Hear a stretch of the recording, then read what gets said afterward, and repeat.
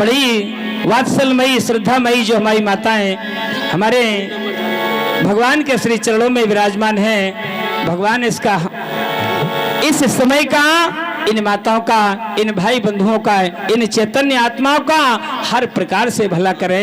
क्योंकि हमारे मन में जब किसी प्रकार का कोई भेदभाव नहीं रहेगा तो भगवान की मूर्ति सर्वांग सर्वांतर्यामी है, वो हर जगह भगवान ही भगवान नजर आएंगे, परमात्मा।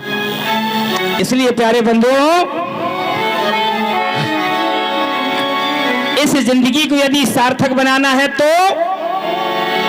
तो क्या भरोसा है इस जिंदगी का। जो हो सबको जाना है प्यारे, एक ना एक दिन सभी को इस धराधाम से जाना है, इसलिए अपने जीवन को धन्य कर लो प्यारे। तो संतों ने कहा कि क्या भरोसा है इस जिंदगी का, साथ देती नहीं ये किसी का। क्या भरोसा है इस जिंदगी का, साथ देती नहीं हो किसी का। क्या भरोसा है इस जिंदगी का, साथ देती नहीं हो किसी का। क्या भरोसा है इस जिंदगी का, साथ देती नहीं ये किसी का। क्या भरोसा है इस जिंदगी का, साथ देती नहीं हो किसी का। और हमारे गोस्वामी तुलसीदास जी ने लिखा, सभी लोग जानते हैं, छित जल पावक गगन समीरा, इन पांच तत्वों से, इन पांच भूतों से हमारा शरीर बना हुआ है, और एक ना एक दिन ये हमारा शरीर इन पांचों तत्वों में विलीन हो जाएगा। यही कथा का सार है, यही कथा का तत्व है, और यही कथा का सारांश है प्यारे। लेकिन हमारे अंदर, हमारे मन में इतने प्रकार के विकार पल जाते हैं प्यारे, ध्यान देना। हमारे जीवन में सकुड़ी जैसे लोग आएंगे, हमारे जीवन में मामा माहिल जैसे लोग आएंगे जो हमें आपको झगड़ाने की कोशिश करेंगे। लेकिन हमारी बुद्धिमत्ता जब ही है जब अपने विवेक रूपी ज्ञान के द्वारा, प्रकाश के द्वारा जब तक रस्सी को ना देख लो, जानकारी उसकी ना कर लो, तब तक उसको सर्प नहीं समझना चाहिए। ये हमारी बेवकूफी है, ये हमारी अनजानती है। अगर मैंने किसी काले कपड़े पहनने वाले को अगर मैंने चोर समझ लिया, और वो संत भी हो सकता है, वो ज्ञानी भी हो सकता है, वो ब्राह्मण भी हो सकता है, वो विद्वान भी हो सकता है, लेकिन पहले विज्ञान और विवेक के द्वारा उस संत की परीक्षा कर लो, उस संत के बारे में जानकारी कर लो, तब उसके ऊपर उंगली उठाओ। ये वेद श्रुति कहती है प्यारे। कहा, क्या भरोसा है इस जिंदगी का, साथ देती नहीं है किसी का। क्या भरोसा है इस जिंदगी का, साथ देती नहीं है किसी का। साथ देती नहीं है किसी का। क्यों? सांस रुक जाएगी चलते चलते, जो हो सम्मा बुझ जाएगी जलते जलते हो, सम्मा बुझ जाएगी।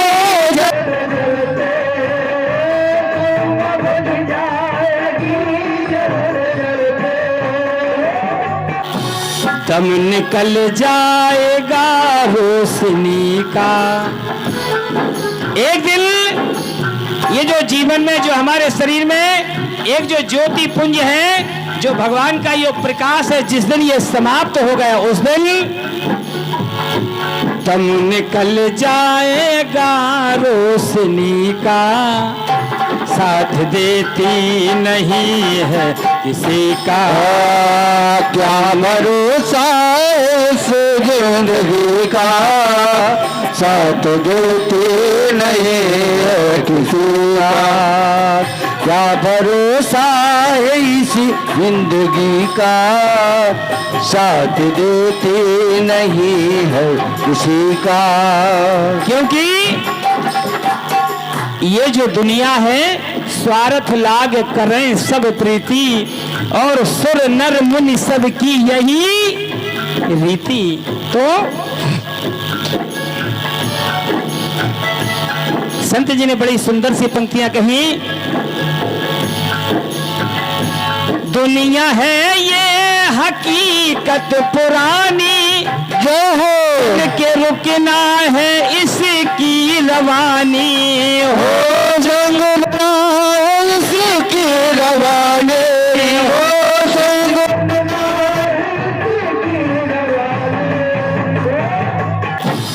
कर्ज पूरा करो बंदगी का। जय हो। भगवान ने जो मानव जीवन दिया है प्यारे, ये ध्यान रखना, क्योंकि संसार में एक सीसीटीवी कैमरा होता है। हम घर के अंदर सोते रहें लेकिन मुझे बाहर दिख जाता है प्यारे कौन खड़ा है कौन नहीं है, लेकिन परमात्मा के सामने एक ऐसा सीसीटीवी कैमरा है, चाहे 7 कमरों के अंदर रहना, तुम्हारे हर पल की खबर जा रही है। हर पल की खबर उस परम पिता परमेश्वर परमात्मा के पास पहुंच रही है। और जो तुमने भगवान से कर्जा लिया है कौन सा?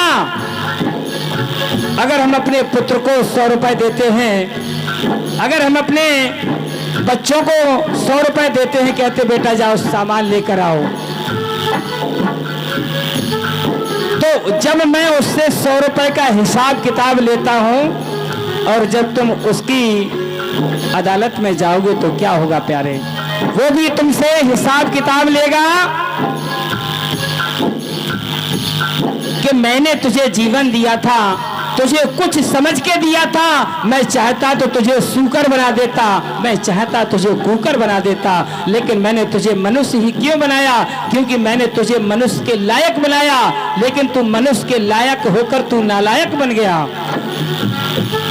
तू एक जानवरों जैसा काम कर रहा है, वो भी दी हुई सांसों का वो भी हिसाब लेगा।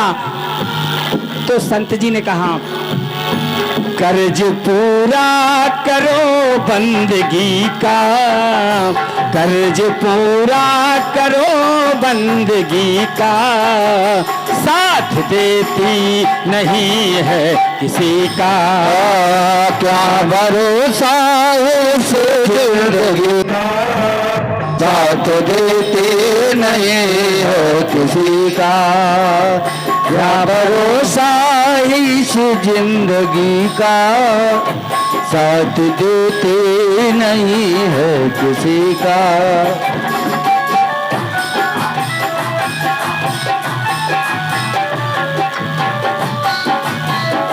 राधे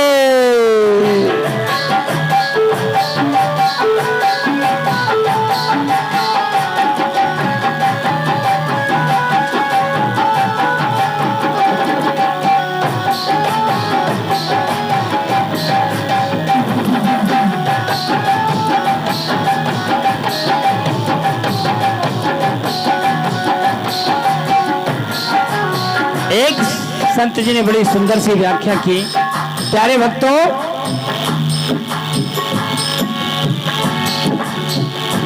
हम रहे ना मोहब्बत रहेगी, जो हो दास्ता अपनी दुनिया कहेगी। हो दास्ता अपनी दुनिया कहेगी, हो दास्ता अपनी दुनिया कहेगी। अरे ये संसार परिवर्तनशील है, दिन प्रतिदिन हम काल के गाल में जा रहे हैं। यही साधु संत विद्वान महात्मा व्यास इत्यादि यही समझाते हैं। हमारा जीवन सार्थक कैसे हो? अगर हमारे जीवन में प्रेम रहेगा, अगर हमारे जीवन में स्नेह रहेगा तो लोग याद करेंगे। सभी लोग जानते हैं जो आगरा में ताजमहल है, जीती जागती एक मोहब्बत की दास्तान, एक प्रेम की दास्तान, एक प्रेम का सच्चा इतिहास, एक प्रमाण है। प्यारे, उस प्रेम के बलबूते पर ही आज देखिए मुमताज की याद में शहंशाह ने ताजमहल बनवा दिया। ये एक प्रेम की पराकाष्ठा है, और जब प्रेम की चरम सीमा पर पहुंचता है तो हृदय में उद्गार पैदा होता है। जब भक्त और भगवान का इसी प्रकार से प्रेम उत्पन्न होता है तो भगवान उसे सब कुछ प्रदान कर देता है। तो प्रेम की बात दुनिया से निराली देखी। भक्तों ने कहा प्यारे, हम रहे ना मोहब्बत रहेगी, दास्ता अपनी दुनिया कहेगी। हो दास्ता अपनी दुनिया कहेगी, हो दास्ता अपनी दुनिया कहेगी है, तो नाम रह जाएगा आदमी का। जय हो। प्यारे ध्यान देना, आज कहीं कंस की पूजा होती है,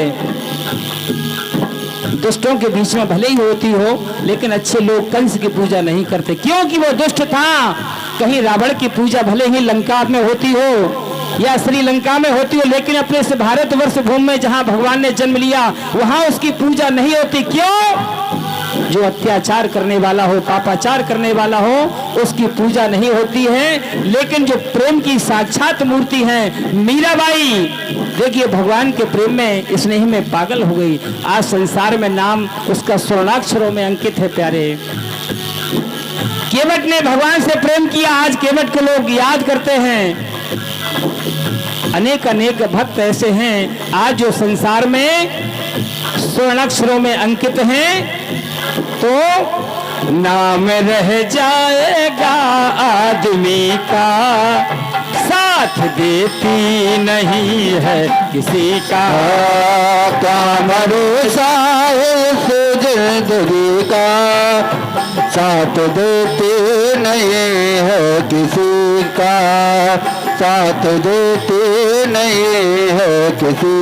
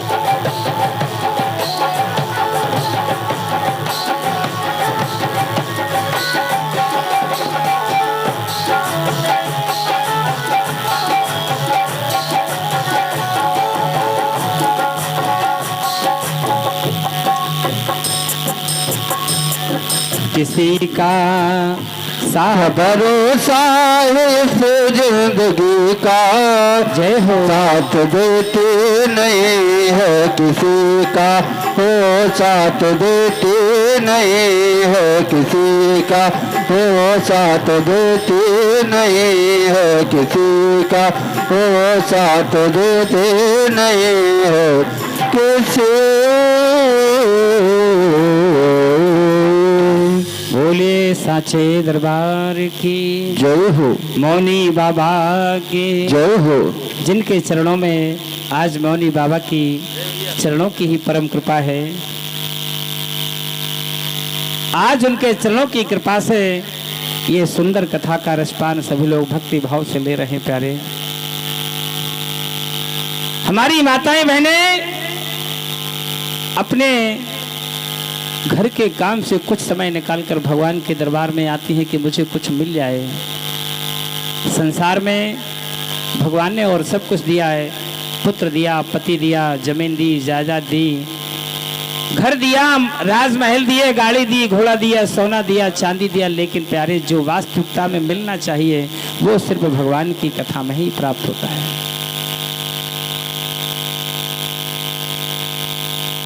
आज भगवान की सुंदर कथा का रसपान करने के लिए नैमिषारण्य स्थान पर सौनकादि ऋषि सूत जी महाराज से कहने लगे, प्रभु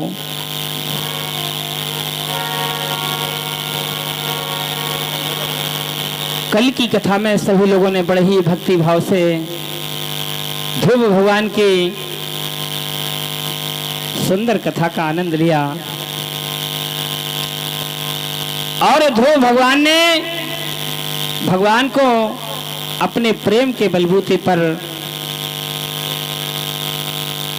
अपना बना लिया, भगवान को प्रकट कर लिया। ये प्रेम की पराकाष्ठा है। आगे चलकर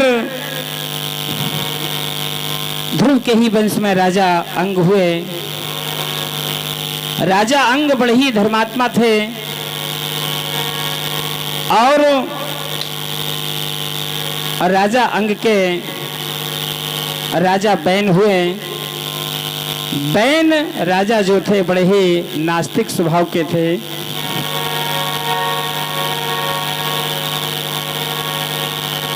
ना यष्टव्यम ना दातव्यम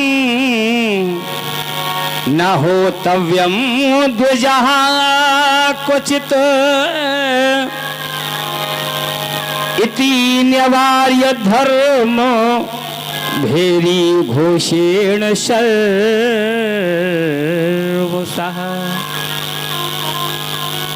राजा बैन ने कहा, संतो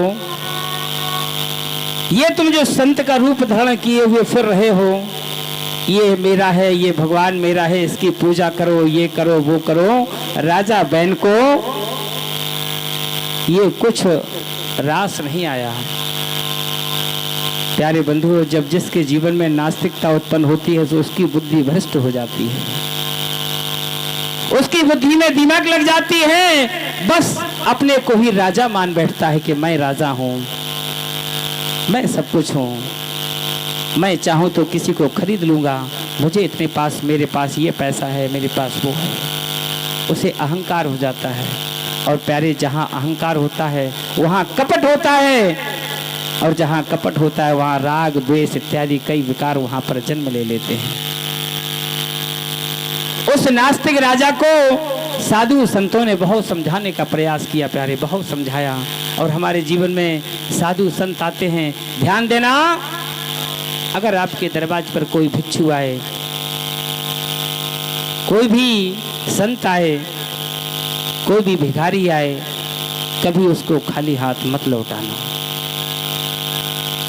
राजा बलि की कहानी से आप लोग शिक्षा ग्रहण करिए। राजा बलि के गुरु ने भले ही रोकने का प्रयास किया, लेकिन बलि नहीं माने। अंत में उनके गुरु शुक्राचार्य ने श्रीहीन कहकर श्रापित कर दिया, श्राप दे दिया, लेकिन फिर भी नहीं माने। अंत तो गत्वा आज बलि राजा का दानियों में नाम लिया जाता है। अपने मन में कभी विकार ये मत लाना कि भगवान ने मुझे 100 बीघा जमीन दी है और मुझे ये घोड़ा गाड़ी